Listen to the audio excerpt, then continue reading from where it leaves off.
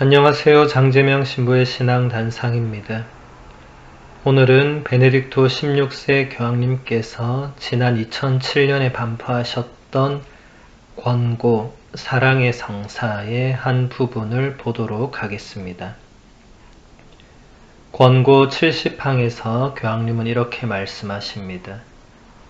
예수 그리스도의 몸과 피를 받아 모심으로써 우리는 언제나 더 성숙하고 의식적으로 하느님의 생명에 동참하게 됩니다. 아우구스티노 성인이 고백록에서 우리 영혼의 양식이신 영원한 로고스에 대하여 한 말을 여기에도 적용해 볼 수 있습니다. 그 거룩한 학자는 이 양식의 신비한 특성을 강조하면서 주님께서 그에게 말씀하시는 다음과 같은 소리가 들리는 듯 하다고 하였습니다. 나는 장성한 자의 양식이다. 커라. 그러면 너는 나를 먹게 되리라. 너의 살의 양식처럼 내가 너에게 동화되는 것이 아니라 오히려 네가 나에게 동화될 것이다. 실제로 성찬의 양식이 우리에게 동화되는 것이 아니라 오히려 우리 자신이 이 성찬의 양식을 통하여 신비롭게 변화합니다. 그리스도께서는 우리를 당신께 결합시키시어 우리를 길러주십니다. 그분께서 우리를 당신 안으로 이끄십니다.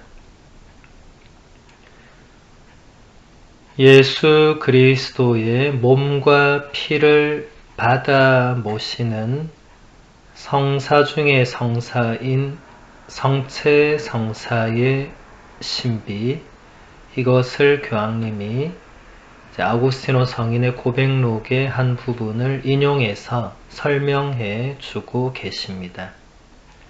먼저 교황님은 우리가 성체 성사를 통해서 하느님의 생명에 동참하게 된다고 말합니다. 그것도 그냥 동참하는 것이 아니라 더 성숙하고 의식적으로, 여기서 의식적으로 라는 단어가 매우 중요한데, 우리가 성체 성사를 통해서 예수님의 몸과 피를 받아 모실 때 내가 드디어 하느님의 생명에 동참하는구나 라고 의식해야 된다는 거죠. 의식하지 않는 영성체는 하느님의 생명에 내가 참여하고 있다는 것을 전혀 의식하지 않기 때문에 이 신비가 우리 안에서 충분히 그 의미를 발휘할 수가 없겠죠. 아우구스티노 성인은 성체 성사에서 우리가 영성체를 할 때 신비한 특성이 있다고 말합니다. 우리는 예수 그리스도를 양식으로 먹게 되는데 이것은 우리가 일반적으로 먹는 음식처럼 그 음식이 나에게 들어와서 나의 몸의 한 부분, 영양소가 되는 그런 차원이 아니라 오히려 예수님의 몸이 내 안에 들어와서 내가 예수님의 몸의 한 부분이 되는, 반대죠. 그러니까 이건 신비로운 거죠. 일반적으로는 그럴 수가 없죠. 우리가 뭔가를 먹으면 그 먹은 뭔가가 우리 안에 들어와서 소화가 되고 분해가 되고 우리 몸에 필요한 곳으로 영양소가 되어서 우리 몸의 일부가 돼야 되죠.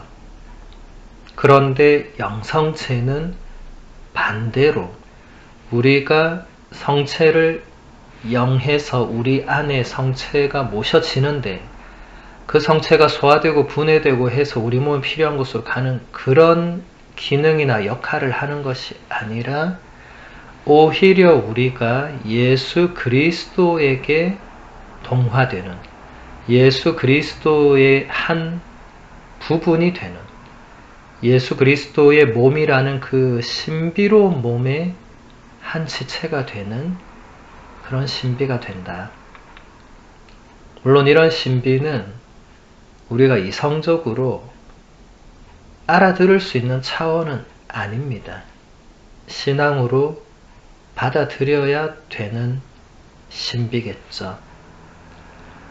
베네딕토 교황님은 성체성사에서 우리가 받아먹게 되는 그 양식이 우리에게 동화되는 게 아니라 우리 자신이 이 양식을 통해서 신비롭게 변화한다고 말합니다. 예수 그리스도께서는 영성체를 통해서 우리를 당신께 결합시키셔서 우리를 길러주시고 우리를 당신 안으로 이끌어 주신다.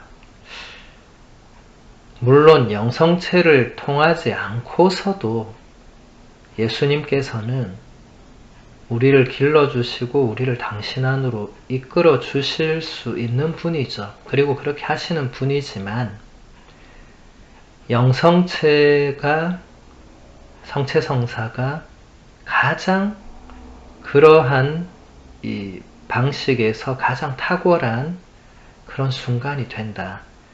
왜냐하면 우리가 직접적으로 예수님의 몸과 피를 받아 모시기 때문이고 이것을 의식적으로 이 신비를 이렇게 의식하고 있는 사람은 그것을 깨닫게 되는 거죠. 한 번의 영성체로 모든 걸 깨닫는 게 아니라 그리고 40년을 영성체했다고 40년 뒤에 깨닫게 되는 그런 차원은 아니지만 우리가 생각하지 못하고 의식하지 못할지라도 우리가 매일 성체를 영하는 분들은 그 매일의 영성체를 통해서 우리는 예수님과 하나가 되고 예수님의 뜻대로 자라나고 예수님 안에서 살게 되는 그런 성숙한 신앙인이 되는 거죠. 그래서 우리 교회는 2000년 동안 그 어떤 시대적 상황에도 불구하고 심지어 박해 상황, 죽음을 눈앞에 두고 있는 상황에도 미사를 하루도 빠지지 않고 거행해 왔습니다. 우리가 지금 코로나 상황을 겪고 있죠. 한때 셧다운, 락다운해서 성당 문을 다 닫았죠. 그래서 신자들은 미사를 참례하지 못했죠. 하지만 닫힌 성당 문 안에서 신부님들이 그 텅 빈 성전에서 홀로 미사를 매일 봉헌했죠. 어떤 신부님들은 신자들의 이름이나 사진을 그 좌석에 다 붙여두고까지 미사를 봉헌했죠. 이렇게 미사는 하루도 끊어진 적이 없습니다. 이 성체성사의 신비는 예수님께서 최후의 만찬 때 제정하신 이후로 하루도 끊어진 적이 없습니다. 앞으로도 영원히 끊어지지 않을 것입니다. 그래서 우리 신앙인들은 이제 더 이상 당분간 더 이상 이제 성당이 뭐 락다운, 셧다운 이런 건 없을 거니까 가능하면 매일 미사를 드리도록 애를 쓰는 것이 좋겠죠. 그리고 직장이나 여러 가지 이유로 매일 미사를 드릴 수 없는 분들도 미사를 드릴 수 있는 기회가 있다면 미사부터 먼저 드리기 위해서 애를 쓰는, 그래야 우리가 더 예수님과 결합될 수 있고 더 예수님 안에서 성장할 수 있기 때문에 그렇습니다.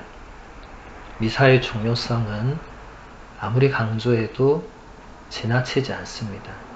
평일 미사든 주일 미사든 우리가 미사를 나의 삶의 어느 순위에 두고 있느냐, 그게 1번이냐 아니면 중간이냐 아니면 끝이냐 아니면 이도 저도 아니냐가 사실은 신앙인을 결정하죠. 얼마나 많은 신앙인들이 미사가 내 삶의 1번이라고 말할 수 있는지 잘 모르겠습니다.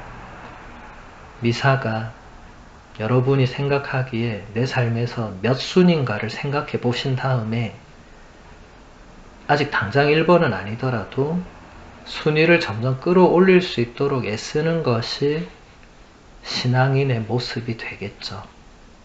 그냥 주일미사 한번 참석했으니까 오케이, 난 신앙인으로 할 일 다 했다.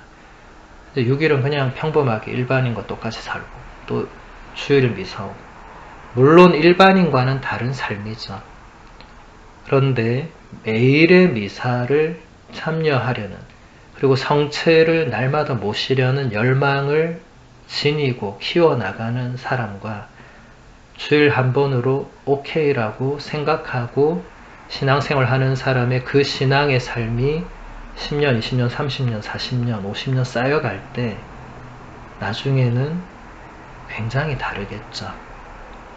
저는 많은 신앙인들이 다시 성체성사의 신비의 그 중요성을 생각하고 의식하고 깨닫게 되기를 바랍니다.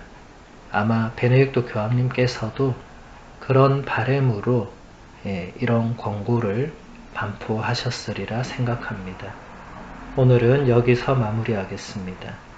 천주의 성모님, 당신의 보호에 저희를 맡기오니 어려울 때 저희의 간절한 기도를 외면하지 마시고 항상 모든 위험에서 저희를 구하소서. 영화롭고 복되신 동정녀시여.